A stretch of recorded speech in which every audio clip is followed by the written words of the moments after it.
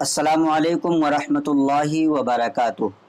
ہم بستری کے حوالے سے ایک سوال ایک بھائی کرتے ہیں کہ حضرت عورت کو جو ماہانہ خون آتے ہیں، ہماری بیوی کی عادت ہے کہ ان کو 3 دن خون آتے ہیں، تو کیا میں چوتھے دن سے ہم بستری کر سکتا ہوں یا مجھے 7 دن 6 دن اور رکنا پڑے گا؟ اس بارے میں شریعت کیا کہتی ہے، آپ برائے مہربانی وضاحت فرمائیں۔ تو دیکھیں، مباشرت اور صحبت جو ہے اسلام نے اپنی بیوی سے جائز رکھا، لیکن کچھ وقتوں میں اسلام نے ہم بستری کرنے سے منع کر دیا ہے۔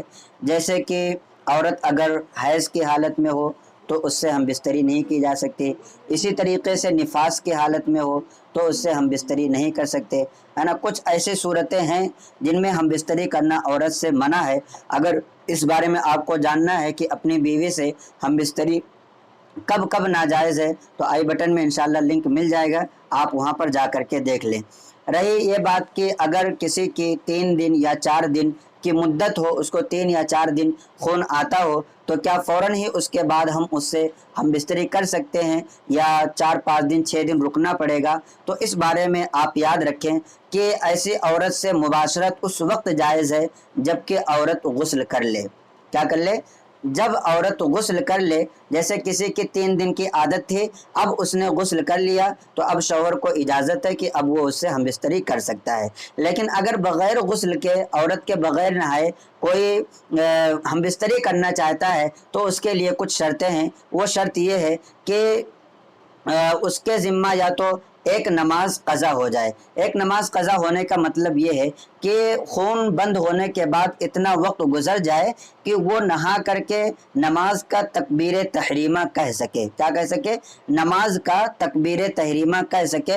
تو ظاہر سی بات ہے، اگر اس نے نماز پڑھ لی ہے تب تو ایک وقت نماز کا پورا گزر ہی گیا اور اس کے ذمہ کوئی قضا نہیں رہی۔ اب اس بیوی سے ہم بستری کر سکتے ہیں۔ یا اگر اس نے غسل نہیں کیا ہے لیکن اس کے بعد اس کو اتنا وقت مل گیا کہ اب وہ غسل کر سکتی تھی اور نماز کا تکبیر تحریمہ کہہ سکتی تھی، یعنی اتنا وقت گزرا، اور اس کے بعد اگر کوئی شوہر اپنی بیوی سے ہم بستری کرنا چاہتا ہے تو کر سکتا ہے، اس میں کوئی حرج نہیں ہے۔ اور ایسے شخص کو 3 دن کے بعد 7 دن 6 دن یا 5 دن رکنے کی ضرورت نہیں ہے۔